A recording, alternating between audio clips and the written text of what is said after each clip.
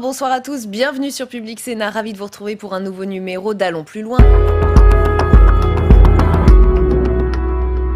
Vous êtes venu nous présenter votre documentaire réalisé avec Quentin Calmet, ça s'appelle Parlement sous ordonnance, ce qui d'ailleurs est un peu finalement lié à la chronique de Jean, on verra pourquoi dans un instant. En tout cas, première diffusion ce soir à 23h sur Public Sénat, vous avez pu filmer en exclusivité le Sénat pendant le confinement. C'est ça, on était les seuls.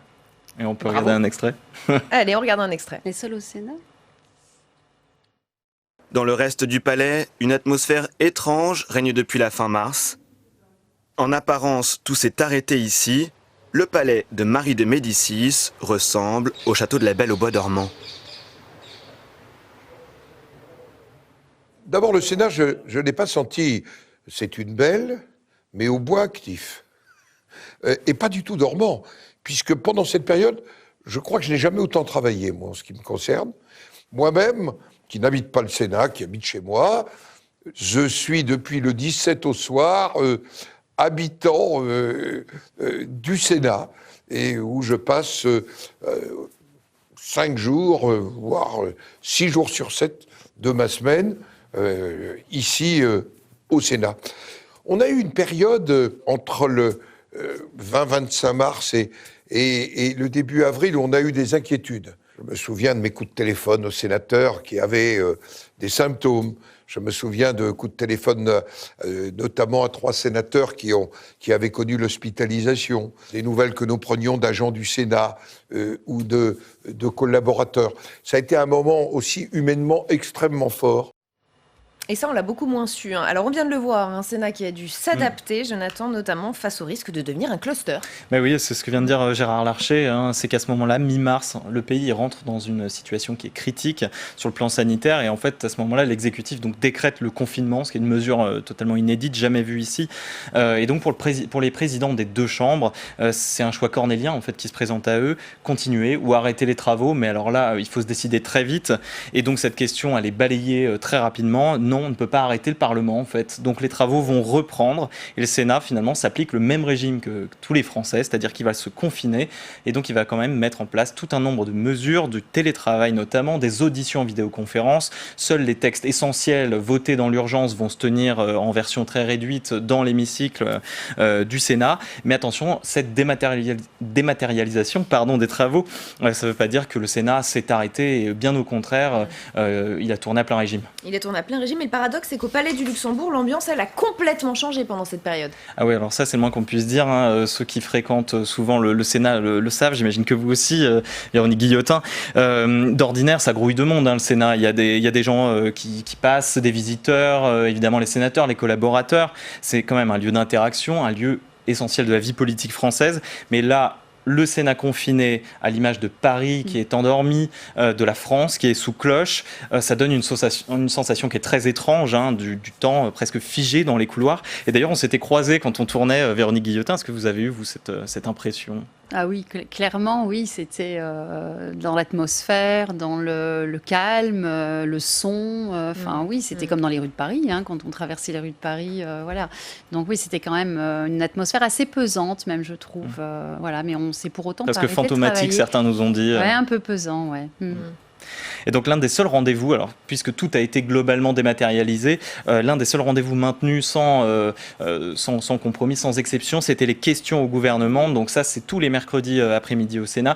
Et vraiment, c'est un temps fort de la démocratie. Les parlementaires mettent sur le grill les ministres. Et donc là, dans cette atmosphère qui soudainement est feutrée, on se retrouve avec des ministres très accessibles qu'on voyait comme ça dans les couloirs, se balader seuls, presque sans collaborateurs, et les sénateurs aussi très peu nombreux, donc ils pouvaient très facilement s'approcher d'eux et avoir des échanges un peu informels.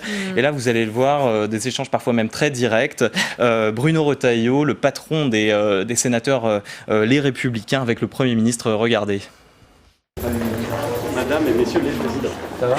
Tu vas bien? Ouais, ça va. Ce que je voulais dire, on a 2 arrêtés qui ne sont pas sortis.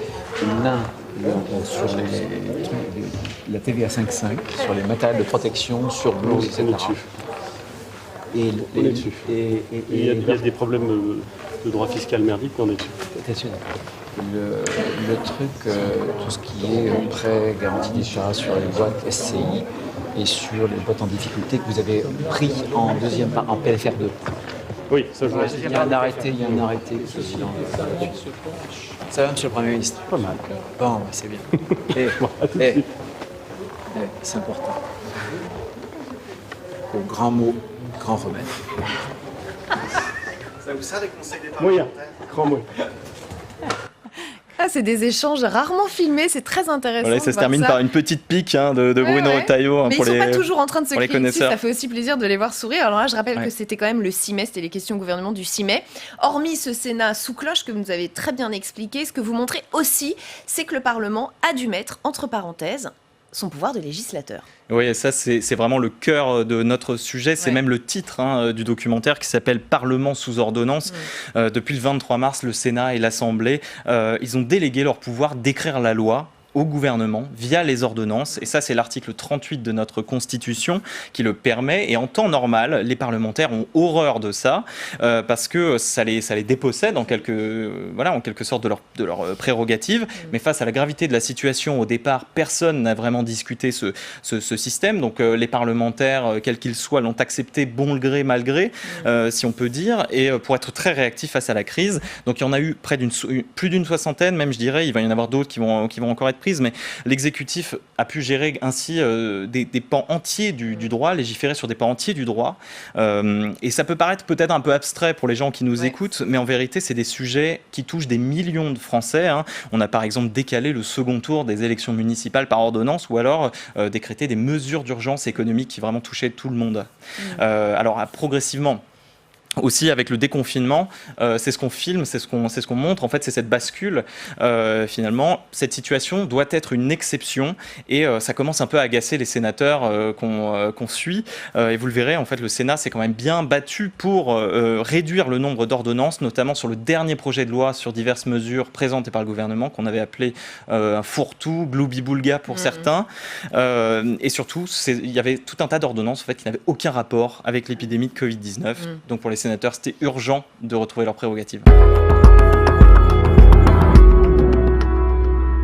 Il y a des dates qui marquent l'histoire des mouvements sociaux. Décembre 1986, d'importants cortèges étudiants défilent dans les rues de Paris. Ils dénoncent la loi Devaquet sur la sélection pour entrer à l'université. Des heurts explosent en marge d'un cortège réunissant des centaines de milliers de personnes. 2 jours plus tard, Malikou Sekine, étudiant de 22 ans, meurt sous les coups des policiers. Un drame qui provoque une réforme de la doctrine du maintien de l'ordre. Aujourd'hui, les forces de police et de gendarmerie sont formées pour ne pas tuer, ne pas blesser, et que on sait très bien que le moindre mort dans une manifestation créerait tellement d'émoi dans le pays que ça poserait des difficultés énormes. La violence disparaît des cortèges dans les années 90 et 2000, en 1995 contre la réforme des retraites, ou encore en 2006 pour s'opposer au CPE.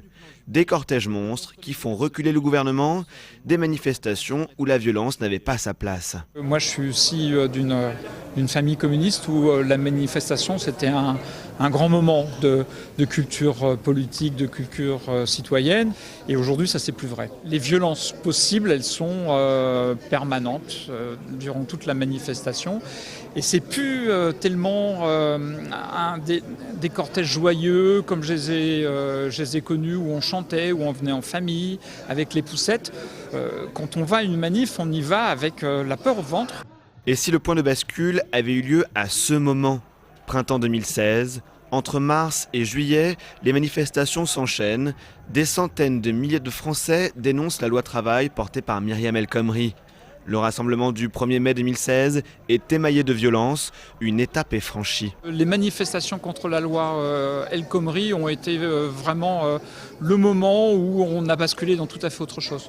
Et où il était absolument impossible de participer à une manifestation sans subir des lacrymogènes, des heurts, un arrêt de la manifestation, etc. Il y a une culture de la violence qui s'est installée là et qui est complètement contraire à l'esprit même de la manifestation. Un an plus tard, encore un 1er mai, place de la Bastille, Black Bloc et policiers se font face. Un photographe de l'agence France Presse immortalise cette explosion de violence. Le cliché fait le tour du monde, à la une de la presse internationale. Et depuis, marche pour le climat, manifestation des Gilets jaunes, rassemblement de soutien aux soignants, les violences reviennent désormais à chaque nouvelle manifestation. Beaucoup de questions intéressantes posées dans ce sujet de Quentin Calmet. Avec nous pour en débattre ce soir, Sylvain Boulouc, bienvenue. Vous êtes historien, spécialiste du syndicalisme et de l'extrême gauche, auteur de Mensonges en gilets jaunes quand les réseaux sociaux et les bobards d'État font l'histoire. Driss Ait Youssef, bienvenue à vous également. Bonjour. Vous êtes président de l'Institut Léonard de Vinci et de l'Institut de l'Internet et du Multimédia, spécialiste de la sécurité globale et docteur en droit public. Avec nous également, mais à distance, Claude Posternac, bienvenue. Vous êtes membre du bureau exécutif de La République En Marche et président de La Matrice, une agence dédiée à l'analyse de l'opinion. Enfin, Emmanuel Soufi est également avec nous. Bienvenue Emmanuel, journaliste spécialiste des questions sociales au Journal du Dimanche. Merci à tous les quatre d'être avec nous. Des manifs sans violence, est-ce que ça vous semble encore possible ou est-ce que de toute façon les manifs sont aujourd'hui violentes et de plus en plus violentes, Sylvain Boulouc ? Globalement, les manifestations sont violentes, sauf qu'elles n'ont pas toutes été violentes dans ces derniers mois, puisque si on prend les manifestations du personnel hospitalier pendant un an, toute l'année dernière, je rappelle qu'il y a eu énormément de manifestations. Il n'y avait pas du tout de violence ou de manière très marginale.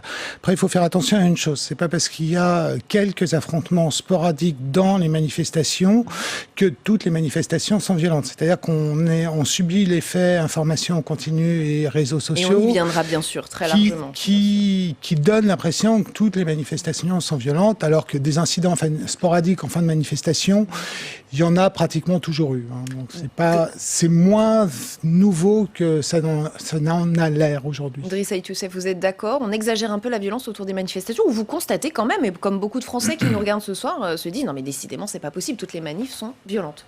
Oui, elles sont violentes. Alors, quand on parle des manifestations violentes, ce ne sont pas les manifestants qui viennent exprimer des idées, des opinions communes, c'est la formule consacrée par le Conseil constitutionnel, mais plutôt des groupes d'individus qui forment des black box, qui sont souvent étrangers d'ailleurs aux revendications des manifestants et qui prennent le prétexte de la manifestation pour commettre des exactions. Et c'est bien là toute la difficulté, c'est-à-dire que j'ai identifié 3 ingrédients pour que la manifestation dégénère. Le premier, c'est une manifestation à haute valeur médiatique, c'est une grande manifestation sur une grande cause. Ensuite, vous avez la configuration urbaine. Donc, est-ce qu'il y a des projectiles qu'on peut jeter sur les policiers et gendarmes ? Puis après, il faut qu'il y ait du monde. Et ça, ce sont des ingrédients qui à chaque fois reviennent et on constate que, évidemment, à chaque fois, on a des casseurs qui s'infiltrent et qui profitent. En réalité, la manifestation, c'est un support à la commission d'exactions par des individus qui, encore une fois, ne partagent pas la cause. On évoquait des points de bascule dans le sujet de Quentin Calmet, Claude Posternac. Lorsque les manifestants ont compris que peut-être des manifs monstres, au sens où elles ont rassemblé vraiment des milliers de personnes, ne faisaient pas reculer le pouvoir en place et les mesures qu'il essayait de mettre en place, est-ce que c'est aussi à ce moment-là que peut-être ça a commencé à devenir plus violent, à se radicaliser du côté des manifestants ? Non, je ne crois pas. Je ne crois pas parce qu'on a connu dans les années 70, dans les années 80, des manifestations avec des centaines de milliers de personnes dans les rues et on a connu des pouvoirs qui reculaient face à la force des manifestations. On a changé de registre et en particulier depuis bien sûr les réseaux sociaux mais aussi les chaînes d'infos. Moi je me rappelle, on avait déjà vu aux États-Unis lors des premières manifestations, et en particulier à Ferguson, on s'était rendu compte qu'il y avait peu de gens dans les manifestations, mais il y avait beaucoup de caméras. Et aux États-Unis, ça a basculé. C'est-à-dire, on s'est retrouvé dans une situation où on a commencé à dire, quand dans une manifestation, il y a plus de caméras que de manifestants, c'est la télévision qui fait l'événement. On est rentré dans cette ère-là, c'est-à-dire où c'est la télévision qui fait l'événement. Donc, certaines personnes qui sont souvent hors du cortège, on a eu raison de le rappeler, viennent parce qu'il y a des images. Donc, ils interviennent de façon violente parce qu'il va y avoir des images. Si on prend l'année dernière, il y a eu pendant un an des manifestations de Gilets jaunes, qui ont été les manifestations dans un premier temps qui révélaient un véritable mouvement social avec une vraie légitimité. Et puis petit à petit, on s'est retrouvé avec des manifestations où il y avait 3 000, 4 000, 5 000 personnes. Le problème, c'est que ces 5 000 personnes étaient tous les week-ends à la télévision. Donc ça entraînait les gens à y rester. Et on n'était plus dans des phénomènes de manifestation de masse, mais des phénomènes qui étaient des phénomènes médiatiques qui ne correspondaient pas à la réalité, du mouvement. Alors, on Donc, va il y a ce interroger la décalage. journaliste qui va sur le terrain et qui est avec nous ce soir et qui couvre ces mouvements sociaux aussi régulièrement pour le Journal du Dimanche. Emmanuel Soufi, vous partagez ce constat ou vous vous dites qu'effectivement, quand même, les manifestants sont plus violents aujourd'hui, ou en tout cas, il y a quelque chose qui se joue qui fait que c'est plus violent aujourd'hui? En fait, il y a aussi des sujets qui sont inflammables, des sujets, une population qui peut être un peu plus sujette à des débordements. Si on prend les manifestations autour de la jeunesse, donc de Vaquer, on en a parlé dans votre sujet tout à l'heure, on prend le contrat première embauche, la même chose, il y avait quand même déjà ces phénomènes de violence. Après, le profil de ceux ou celles qui s'adonnent à ce type d'exaction a aussi beaucoup changé. Ça pouvait être avant des profils plutôt politisés, membres de syndicats anarchistes, à la CNT par exemple, qui pouvaient venir aussi d'autres pays européens. Ça avait été le cas sur les manifestations autour du CPE, d'Italie, d'Allemagne.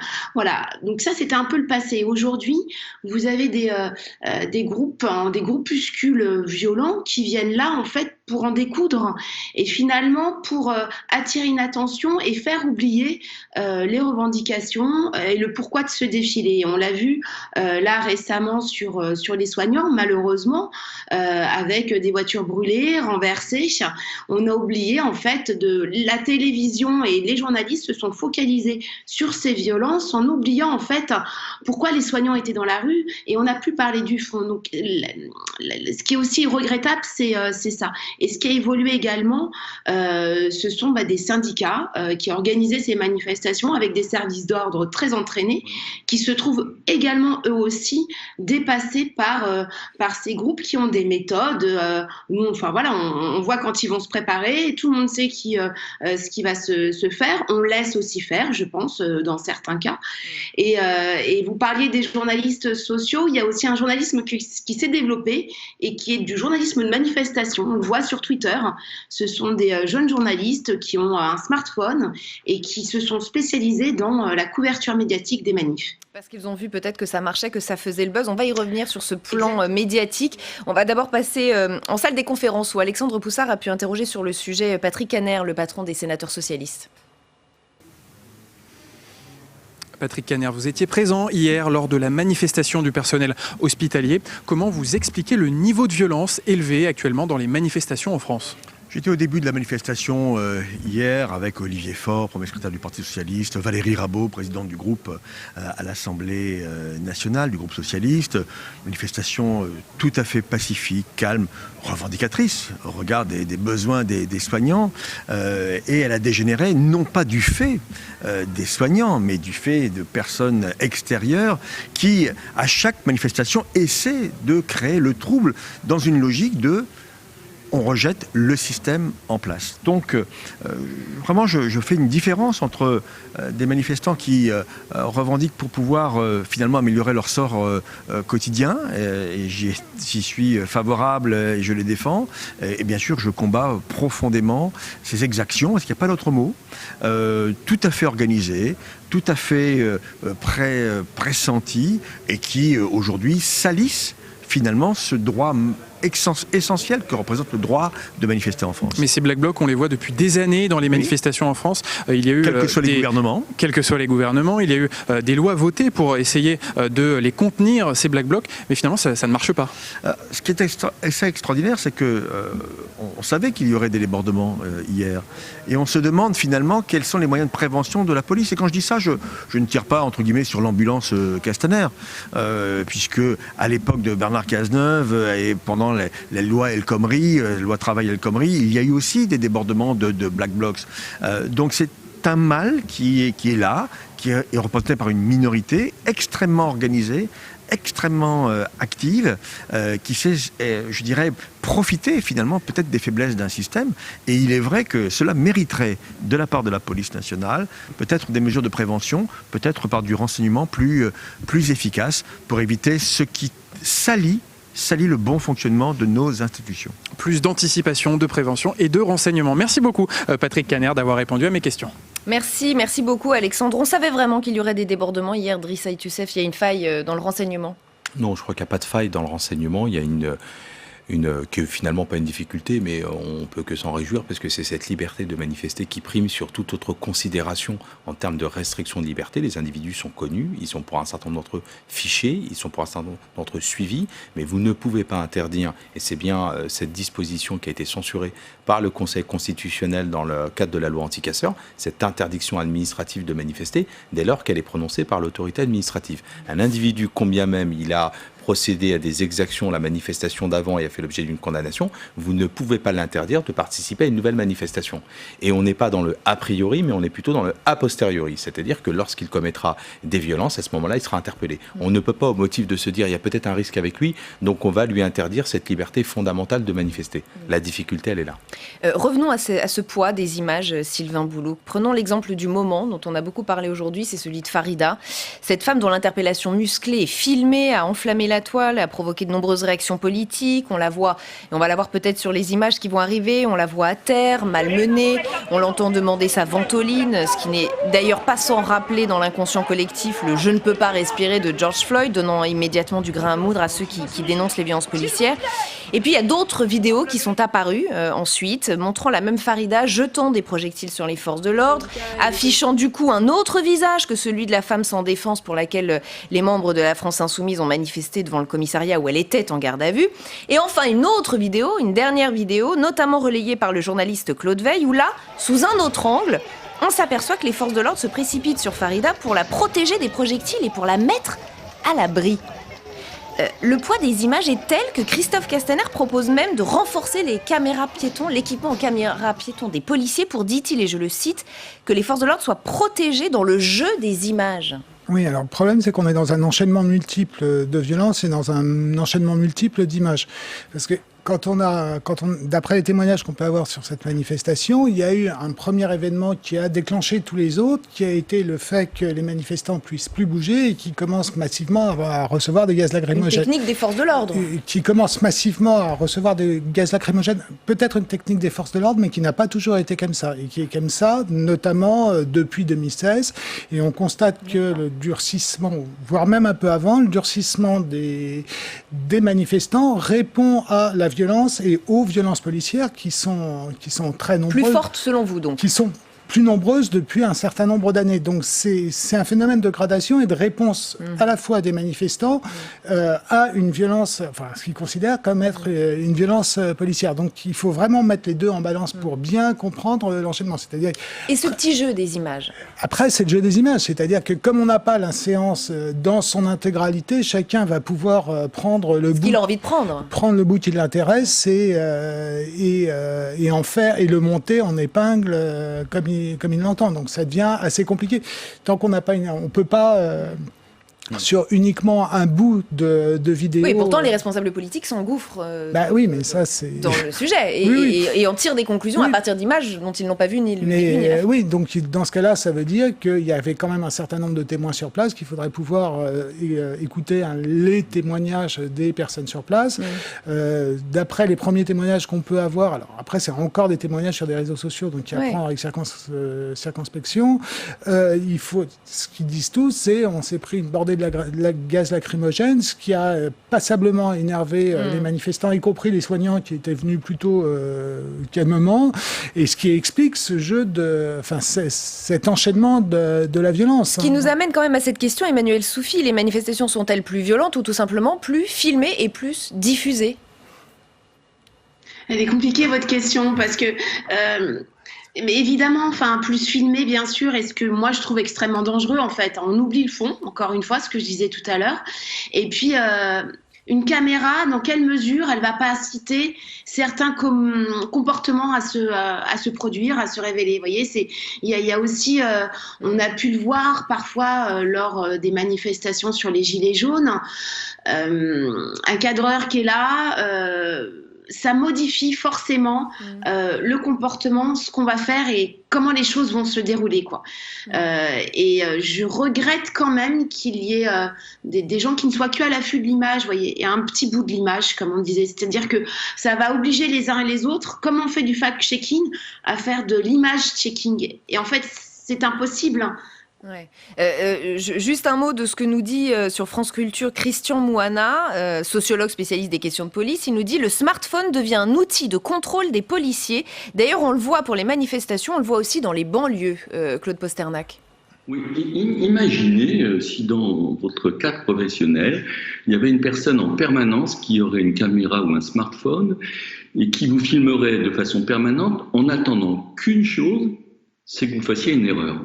On est dans une situation de dictature aujourd'hui de minorité, que ça soit des gens qui se sont spécialisés, qui sont des journalistes, je mets le cas entre guillemets, des journalistes militants qui sont là pour recueillir la bavure à tout prix, et puis vous avez la dictature de l'image, c'est-à-dire que cette jeune femme hier, Farida, est un hold-up de l'image, c'est-à-dire qu'en une image, on prend la démarche qui a été la démarche de ces manifestants qui souhaitent un hôpital qui soit mieux doté, financé, et nous sommes dans une captation antidémocratique sur laquelle il faut faire extrêmement attention. Il y a des milliers de personnes qui peuvent défiler et vous résumez parfois à une image. Et moi, j'ai mis sur Twitter aujourd'hui une très vieille image faite par une référence dans le journalisme qui est le journal anglais The Guardian, où on voit dans une communication, une publicité des années 80, une personne qui est en train de marcher dans la rue, quelqu'un de tout à fait normal, et derrière lui, on voit un skinhead qui est en train d'avancer, qui est en train de courir, et on se dit, oulala, c'est pas très bon pour la personne qui est en train de marcher. Et puis d'un seul coup, on change d'angle, et on se rend compte que cette personne attrape, ce skinhead attrape cette personne uniquement parce qu'il y a un mur qui est en train de s'écrouler. Donc c'est quel angle on donne? C'est-à-dire qu'une image, si vous la prenez figée à un moment donné, elle va vous raconter une histoire. Si vous la prenez dans une autre continuité, elle va raconter une image. Donc c'est la personne qui va monter, qui va non pas raconter un fait, mais qui va donner un cadre idéologique à un fait. Et ça, c'est extrêmement dangereux. Et c'est la responsabilité des médias dans la diffusion de ce qu'ils font. Driss Ait Youssef, est-ce que d'ailleurs ça rend les policiers paranoïaques de savoir qu'ils sont potentiellement filmés tout le temps ? Non, mais peut-être un peu plus prudent. Après, la difficulté, c'est vrai que quand vous êtes sur des opérations de maintien de l'ordre, lorsqu'on reste sur une opération de maintien de l'ordre, il y a évidemment cette difficulté à essayer de se maintenir au gré des événements. C'est-à-dire que la manifestation se passe bien. D'ailleurs, au début de la manifestation, on a quand même vu des policiers applaudir les soignants applaudir des policiers. Ils ont été associés dans la gestion de cette crise du coronavirus. Et puis ensuite, les choses se sont un petit peu enflammées, et puis avec des individus qui jettent des projectiles. Donc c'est extrêmement compliqué pour des policiers et des gendarmes de prendre des projectiles pendant des heures. Et puis après, il se trouve qu'il y a peut-être un gamin qui à un moment donné va se laisser aller. En l'occurrence, la photo, je la trouve, moi, quand je dis je la trouve intéressante, en tout cas analysée, ce qui choque, et peut-être à juste raison, c'est le fait qu'elle ait cette blouse blanche. C'est-à-dire que sans la blouse blanche, on n'aurait peut-être pas fait un tintamarre aussi important. On aurait dit, c'est une interpellation comme une autre. Finalement, elle n'a pas été roulée à coups de pompe, etc. On s'est attaqué à un symbole. On s'est attaqué à un symbole. Ceux qui, pourtant, manifestaient pour des droits, etc. Et c'est ça, aujourd'hui, qu'il faut prendre en considération. Et les policiers font de plus en plus attention, maintenant, dans leurs gestes au quotidien. Et le problème des violences dans les manifs, c'est qu'elles font oublier la cause pour laquelle le rassemblement était organisé. Je vous donne la parole dans un instant, Sylvain Boulouc. Les soignants, hier, par exemple, et vous l'avez un peu dit, Emmanuel Soufi, ont eu le sentiment qu'on leur avait volé leur mobilisation. C'est Patrick Pelloux qui a exprimé cette amertume hier chez nos confrères de BFM. Écoutez. C'est vrai qu'on le sentiment d'un écœurement par rapport à... On nous a volé cette manifestation par la fin. D'accord ? On a essayé de nous voler cette manifestation. C'est dégueulasse. Et d'en faire un coup politique en disant c'est la faute aux forces de l'ordre. Non. Nous, c'était une manifestation pour dire que le gouvernement ne mettait pas les moyens aux hôpitaux, qu'il n'augmentait pas les salaires, qu'il continue à fermer les hôpitaux. Ça n'avait rien à voir avec une manifestation contre la police ou contre les violences policières. On a essayé de nous manipuler politiquement et par des bandes de casseurs. Et le résultat, c'est d'ailleurs que le gouvernement ne répond pas aux revendications des soignants aujourd'hui et est obligé de répondre à des questions soit de violences policières, soit de violences de manifestants. Oui, mais alors, Après, le problème des manifestations violentes, en fait, si on regarde sur le très long terme, des affrontements entre manifestants et forces de l'ordre dans des manifestations, quelles qu'elles soient, il y en a pratiquement toujours eu. C'est-à-dire qu'on avait un peu oublié qu'il y avait des manifestations violentes, mais depuis l'histoire de la manifestation, il y a... C'est bien pour ça qu'on a commencé avec un sujet historique, oui, qui le rappelait d'ailleurs. Et des forces de l'ordre qui étaient également très très violentes. Donc c'est quelque chose, quand on le replace sur le long terme, qui est finalement à relativiser. Le principal problème aujourd'hui, c'est que dès que vous avez le moindre affrontement, vous avez, 30 caméras de toutes les chaînes d'information en continu qui vont se précipiter sur l'affrontement et ne plus du tout tenir compte des revendications. Et pas seulement, des journalistes improvisés, comme nous disait Emmanuel Soufi, qui sont en train de se professionnaliser Alors après, ça c'est autre chose. C'est-à-dire qu'il y a en France, contrairement à ce qui peut se passer en Angleterre, où vous avez un certain nombre d'observateurs qui sont des observateurs indépendants qui peuvent témoigner de ce que fait ou de ce que ne fait pas la police. Là, en France, vous avez à chaque fois qu'il y a une commission d'enquête, la police qui est plus ou moins jugée partie avec l'IGPN. Donc, à partir de ce moment-là, vous avez un problème sur le thème de la violence policière qui n'est pas analysé avec autant d'objectivité qu'un pays comme en Angleterre. Donc, là, ça explique aussi que vous ayez un certain nombre de journalistes, alors certains ils appellent journalistes militants, on pourrait peut-être dire journalistes citoyens, qui se posent la question, et qui posent, comme l'a fait David Dufresne, qui pose la question de toutes ces violences et qui interroge et documente ces violences. À partir de ce moment-là, il s'agit aussi peut-être d'interroger le type de réponse de la police. Claude Posternac. Oui, d'abord une parenthèse sur l'Angleterre. L'Angleterre, exactement comme la France, c'est-à-dire que l'Angleterre a des contrôles qui sont des contrôles faits par la police elle-même, c'est-à-dire qu'on n'est pas dans des cadres indépendants. Donc ça, c'est une première chose. Mais le plus important hier dans la manifestation, c'est que l'image qui comptait, c'était l'image de policiers qui applaudissaient des aides-soignants, c'est-à-dire des classes populaires qui applaudissaient des classes populaires. Et qu'est-ce qui s'est passé? Il y a un hold-up fait par des gens qui s'appellent des black box, qui ne sont pas issus de ces classes populaires. On s'est rendu compte que beaucoup de black box étaient plutôt dans des revenus aisés. Donc ces gens-là qui se passent pour des avant-gardes, c'est-à-dire qui parlent au nom du peuple, préemptent le peuple, et lorsqu'il y a une image qui est forte, c'est-à-dire le peuple qui applaudit le peuple, les policiers qui applaudissent les soignants, c'est l'image forte de cette manifestation, et je pense que les représentants du Parti socialiste et Pelou avaient raison. On les a spoliés, on a transformé ça par une image de violence policière qui concerne une personne dans une manifestation. Donc il y a véritablement un problème de fond, c'est comment on cadre les choses, comment on éclaire les choses, et quels sont les messages qu'on essaye de faire passer. Le message qui devait passer hier, c'est des gens se mobilisent pour l'emploi, pour l'hôpital public, une classe populaire salue une autre classe populaire, et il y a un hold-up de représentants d'une, entre guillemets, avant-garde, qui vient donner la leçon en disant voilà, nous sommes dans l'insurrection, nous voulons remettre en cause la République, ce qui n'est absolument pas la démarche des manifestants.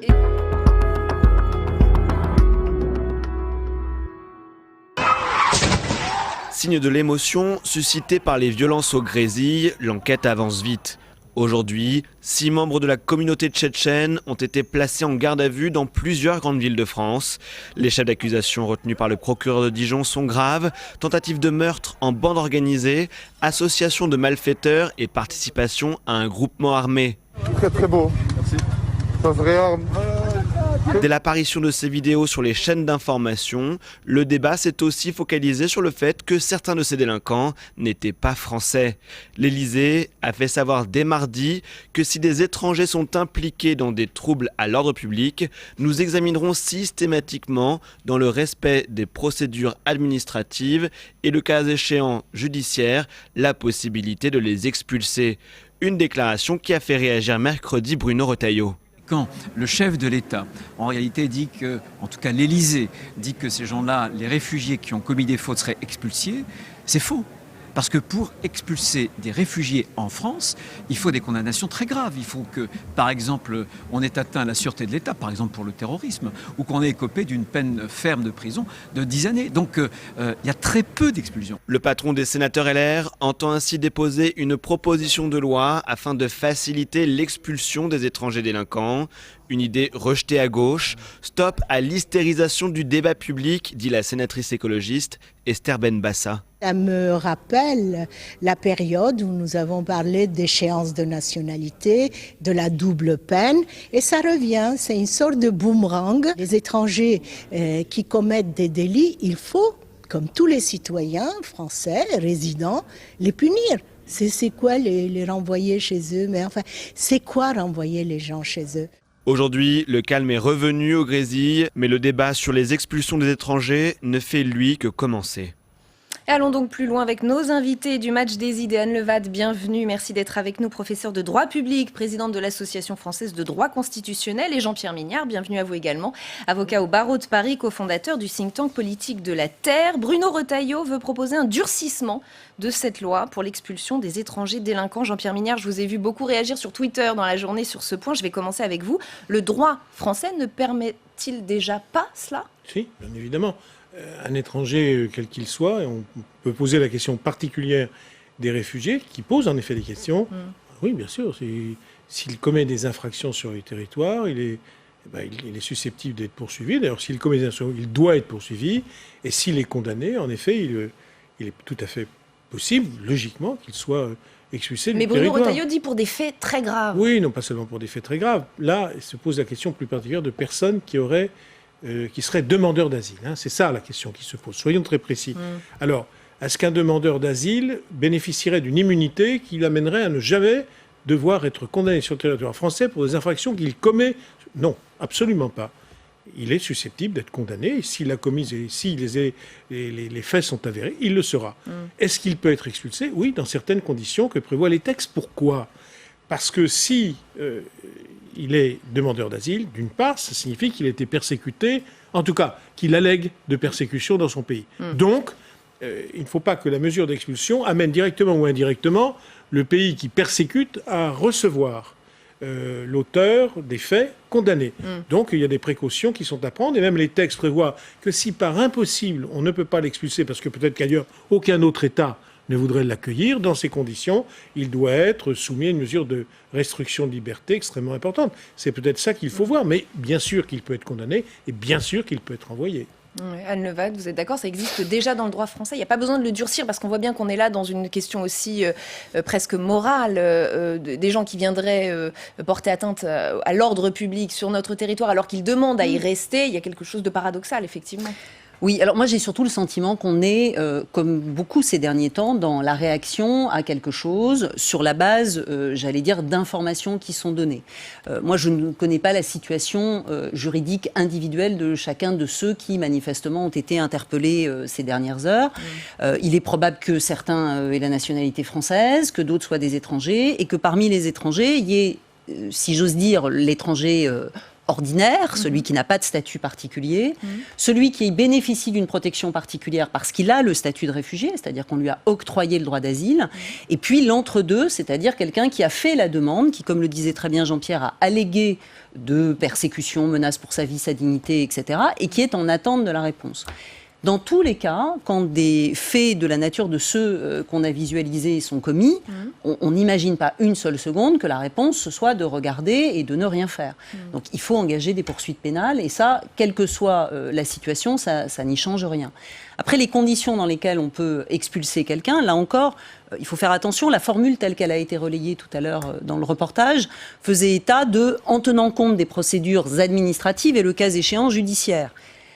Parce que effectivement, lorsque l'on traite du droit des étrangers, il y a deux dimensions. Il y a les mesures administratives qui sont prises par l'autorité préfectorale, et puis il y a les hypothèses dans lesquelles il y a des infractions commises où le juge pénal est saisi. Et dans ce cas-là, y compris la sanction pénale peut être assortie d'une mesure d'expulsion. Donc, dire qu'aujourd'hui il n'y a rien, c'est faux. Bien sûr que les réfugiés bénéficient d'un régime de protection, puisqu'on leur a accordé cette protection particulière par rapport aux étrangers qui ne sont pas réfugiés. Pour autant, ça ne leur accorde pas un droit à violer la loi et en particulier mettre en péril l'ordre public. Donc j'entends bien qu'il n'y a pas rien dans le droit français. Pour autant, certains disent que la France est un pays laxiste concernant ce qu'on appelle les délinquants étrangers. C'est faux. C'est autre chose. Là, nous ne sommes plus effectivement dans le cadre des demandeurs d'asile, parce que moi j'avais bien compris qu'il s'agissait dans un premier temps sur les demandes Alors élargissons. Alors élargissons. Les étrangers, il y a un nombre régulier d'expulsions chaque année.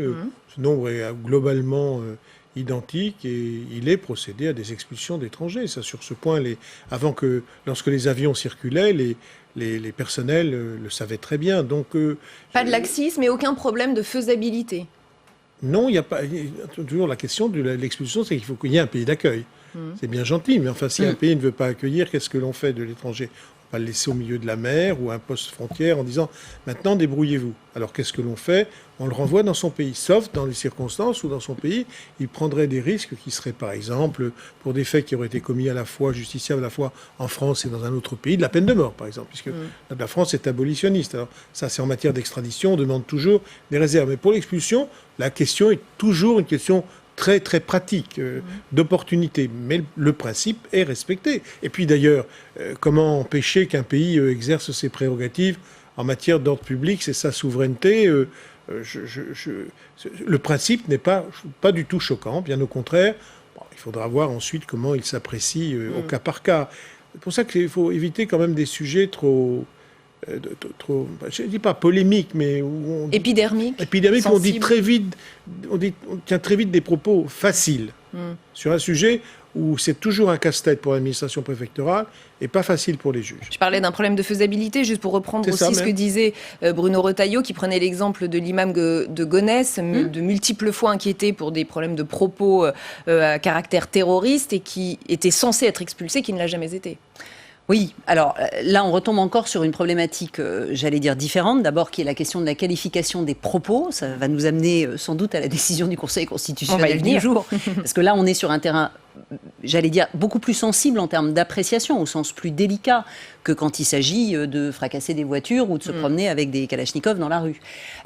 Et deuxième registre, il y a effectivement le problème, Jean-Pierre le rappelait, du fait que l'expulsion, c'est pas remettre quelqu'un de l'autre côté de la frontière sans destination, et que donc effectivement, d'ailleurs ça a été dit par de nombreux chefs d'État à chaque fois que le problème se pose, parce que ça n'est pas la première fois qu'on évoque la question de l'expulsion des étrangers délinquants ou d'ailleurs en situation irrégulière, parce que ça n'est pas uniquement un problème de droit pénal, c'est qu'effectivement il ne s'agit pas de mettre quelqu'un derrière un point et de lui dire débrouille-toi, il faut effectivement qu'il ait un terrain d'accueil. Alors, Anne dit une chose très juste, étrangers en situation irrégulière, il y a beaucoup d'étrangers qui se trouvent dans cette situation qui est susceptible d'entraîner des poursuites sur le plan pénal, et là sur ce point en effet les juges peuvent faire montre en effet d'appréciation qui apparaîtront peut-être laxistes aux yeux de Bruno Retailleau. Mais par exemple, le Conseil constitutionnel, lors d'une affaire intéressante où une personne, c'était je crois un agriculteur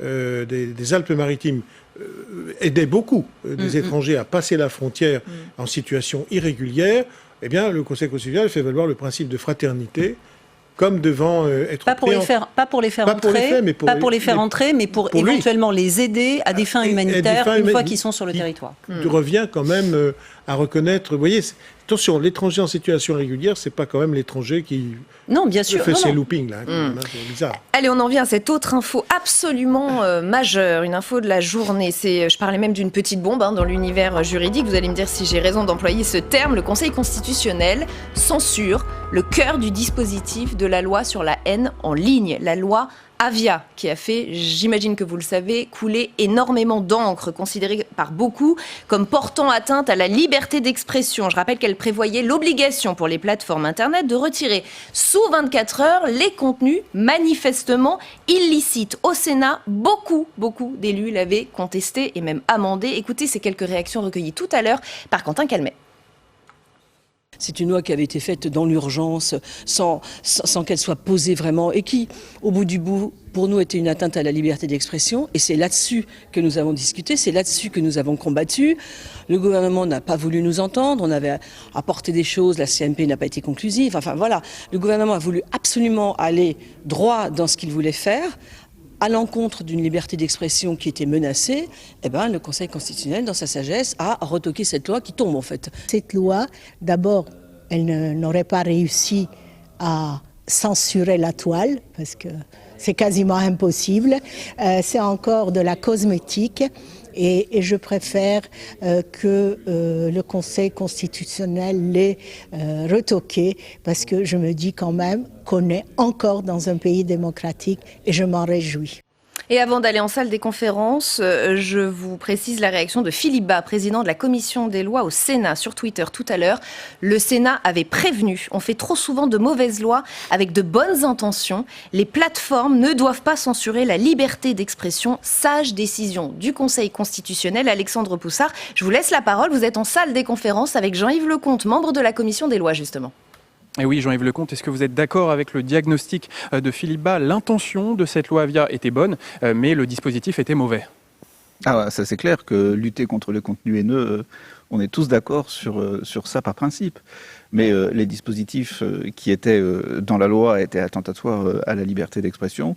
Et la manière avec laquelle cette loi a été votée, c'est-à-dire pendant la dernière lecture, pendant le confinement, et avec un certain nombre de cavaliers qui ont d'ailleurs été censurés, en plus du dispositif fondamental de la PPL par le Conseil constitutionnel, enfin, ça ne tenait pas. Et sur le fond, bien entendu, un dispositif où, alors que la haine est quand même un sentiment profondément subjectif, même si on voit bien ce que ça peut représenter, ne pas donner sa place au juge pour qualifier un contenu et finalement sous-traiter aux GAFAM la qualification d'une infraction ou d'un contenu haineux, c'est quand même très risqué. Mais le problème, c'est qu'avec la viralité de ces contenus haineux, il faut agir vite. Et cette loi prévoyait un retrait en moins de 24 heures. Le juge ne peut pas agir en moins de 24 heures. Le juge ne peut pas nécessairement agir en moins de 24 heures, mais le dispositif tel qu'il était obligeait, sans qualification par un juge des contenus haineux, les opérateurs à finalement censurer un certain nombre de prises de position sous réserve de sanctions par l'autorité administrative. C'était particulièrement risqué parce qu'en fait, tout le problème, c'est qu'il y aurait eu surcensure. Et que donc, en fait, à partir du moment où vous ne rentrez pas dans il y aurait eu on a eu tout un débat ici sur les algorithmes. Est-ce qu'il faut imposer une obligation de moyens, une obligation de résultats? Nous, on était pour plutôt demander une obligation de moyens. Parce qu'une obligation de moyens, on peut l'exiger. Si les moyens sont transparents, ils ont développé les moyens, et effectivement, on regarde si les contenus sont bien filtrés. Très bien. Donc d'abord une obligation de moyens avant une obligation de résultats. Merci beaucoup Jean-Yves Lecomte pour votre intervention. Merci beaucoup Alexandre Anne Levade. Ça a été une surprise pour vous, cette censure du Conseil constitutionnel? Alors, pas vraiment. Ce qui évidemment est impressionnant quand on lit la décision, c'est notamment à la fin de la décision, le nombre d'articles qui se trouvent déclarés contraires à la Constitution. Il faut comprendre pourquoi il y en a autant, c'est que ces articles sont imbriqués les uns dans les autres. Et que dès lors que l'article premier, les premiers articles qui fondent la règle que les autres mettent en œuvre est déclaré contraire à la Constitution, évidemment, et d'ailleurs le Conseil le dit à plusieurs reprises, par voie de conséquence, sans qu'il soit besoin d'examiner les moyens, cette disposition est contraire à la Constitution. Alors, sur le fond, pourquoi c'est pas surprenant ? Parce que, effectivement, c'est indiscutablement, quoi qu'on pense après des propos en question, indiscutablement une atteinte à la liberté d'expression que de dire que quelque chose qui a été publié est retiré immédiatement par quelqu'un. Et je dis volontairement quelqu'un. Ou quelque chose. Ou quelque chose. Et donc, le Conseil constitutionnel le dit très clairement, aujourd'hui les choses ont évolué, donc Internet et les réseaux sociaux sont une voie de la liberté d'expression au sens de l'article 11 de la Déclaration des droits de l'homme et du citoyen de 1789, qui pourtant n'avait imaginé les choses que sous forme bien sûr d'écrit. En même temps, et ça aussi il ne faut pas l'oublier, le Conseil constitutionnel dit d'une manière assez inhabituelle que les objectifs poursuivis par le législateur sont légitimes. C'est-à-dire qu'il prend le temps de dire qu'il y a bien abus de droit lorsque, au nom de la liberté d'expression, on publie des propos haineux. Ce sont les bonnes intentions dont parle Philippe Bas. Donc il valide tout ça. En revanche, ce qu'il nous dit, c'est que les moyens ne sont ni adaptés, ni nécessaires, ni proportionnés. C'est-à-dire que ça va trop vite et surtout, il n'y a pas de juge. Et que dans un cadre comme celui-là, si on compare par exemple avec la loi sur les fake news, eh bien la différence réside essentiellement dans l'absence d'intervention du juge qui reste le garant du respect des libertés. Mais comme le disait très justement Alexandre Poussard dans son interview, un juge ne peut pas prendre de décision en moins de 24 heures.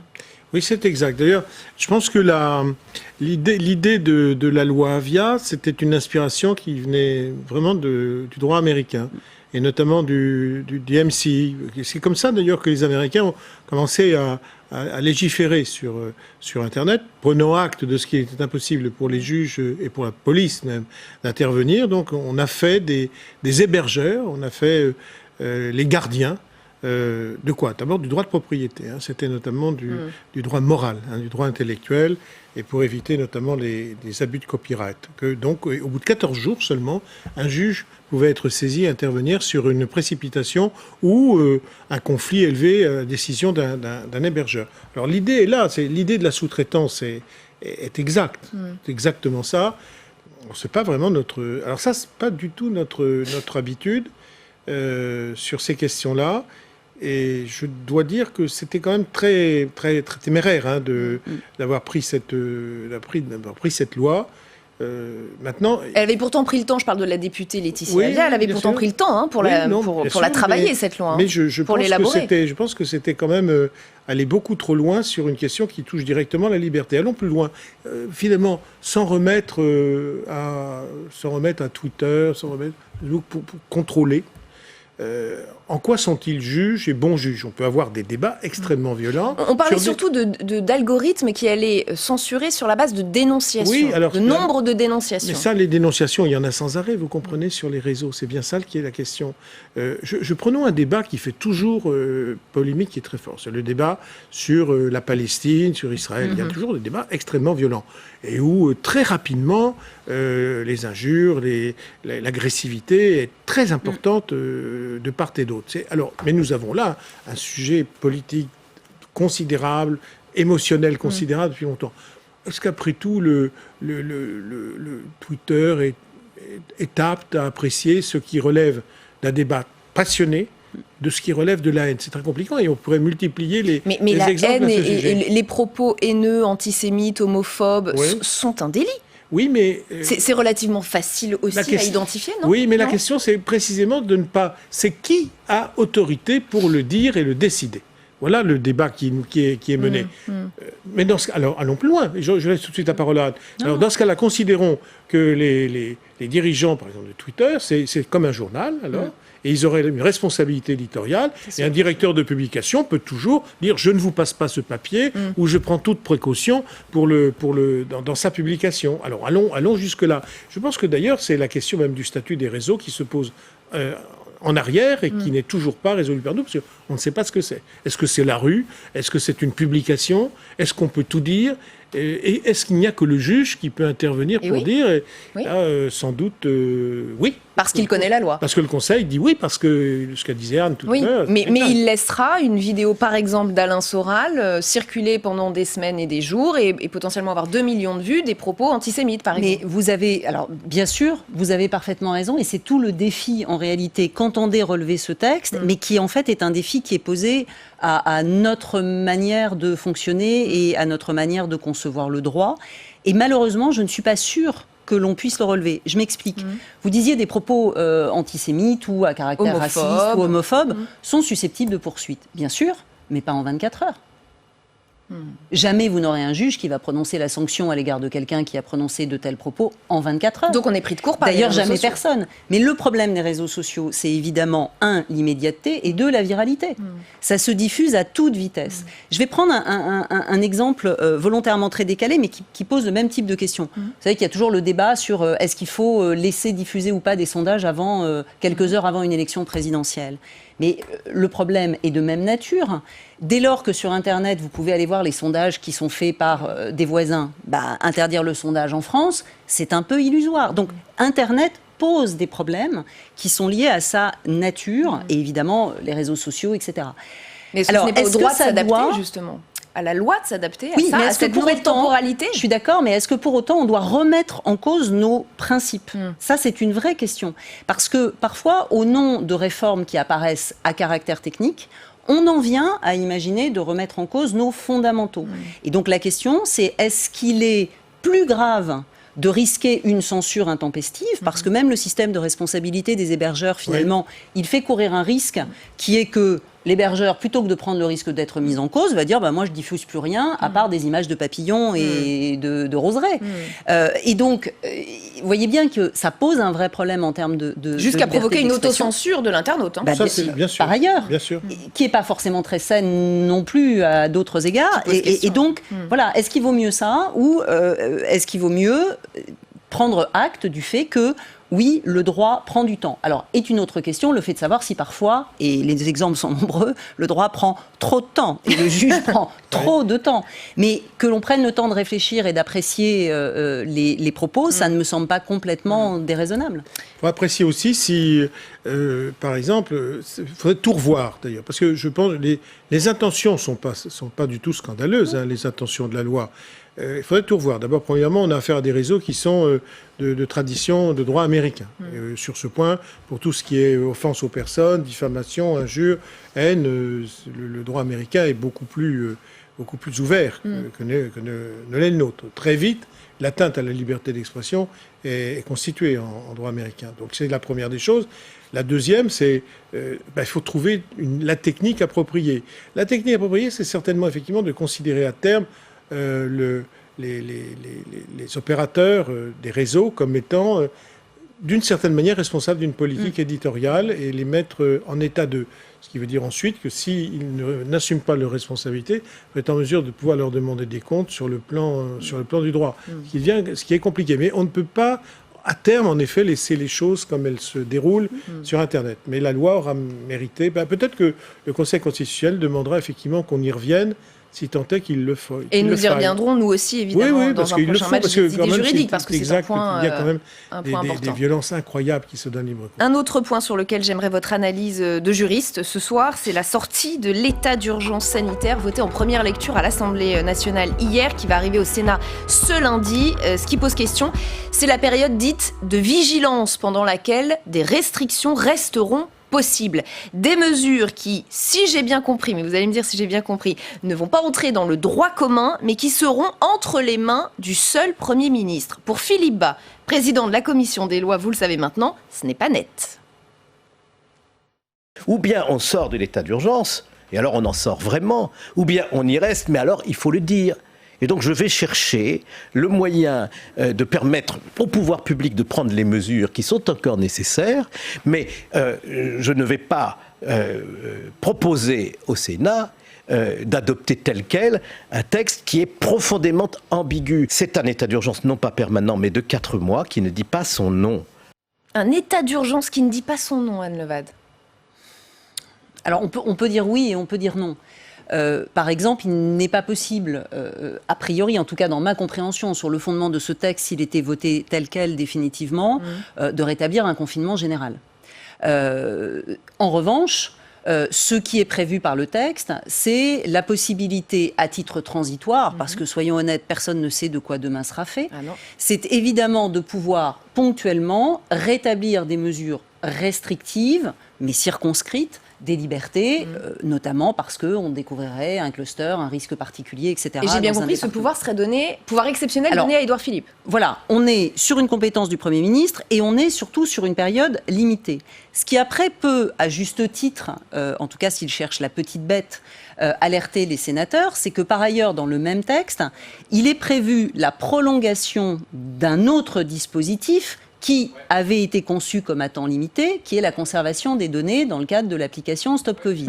Et donc, il y a une petite ambiguïté, c'est-à-dire que d'un côté, cette application a été acceptée par les parlementaires au motif que les données étaient conservées sur une période très limitée, et à l'occasion d'un texte de sortie de l'état d'urgence sanitaire, on explique que finalement, on va rallonger la période, alors que ça n'a pas été dit initialement. Et donc, peut-être le sentiment des parlementaires, peut-être qu'on essaie de leur faire le même coup, si j'ose dire, sur les autres dispositions. Après, ce qui est sûr, c'est qu'on ne peut pas, me semble-t-il... Moi, je trouve très louable que le gouvernement décide de sortir le 10 juillet de l'état d'urgence sanitaire. Voilà, quand même, il faut le dire, première chose. Et après, il est difficilement imaginable que l'on dise on fait absolument comme si rien ne s'était passé et on ne garde aucune possibilité de réintervenir, sauf à devoir recommencer complètement ce qu'on a fait au mois de mars. Donc une période de transition absolument nécessaire. Oui, c'est une période de transition. Écoutez, moi je trouve que quelquefois il n'y a pas eu suffisamment de précautions de prise avant confinement. Je trouve qu'on était trop optimiste, hein, bien, et donc, voire trop arrogant. Oui, surtout quand le droit oui, puis la Constitution prévoit un principe de précaution. Est-ce que ce principe de précaution avait été en matière environnementale? Oui, mais enfin, bon, d'accord, mais enfin, il va falloir un jour que la question sanitaire nous rapproche, parce que maintenant, elle a frappé à la porte. Hein. Bon, si on l'interprète exactement, le principe. Oui, non, mais on ne va pas ouvrir ce débat-là. C'est quand même un esprit qui est maintenant dans la Constitution avec le principe de précaution, et puis c'est une méthode de bonne gouvernance.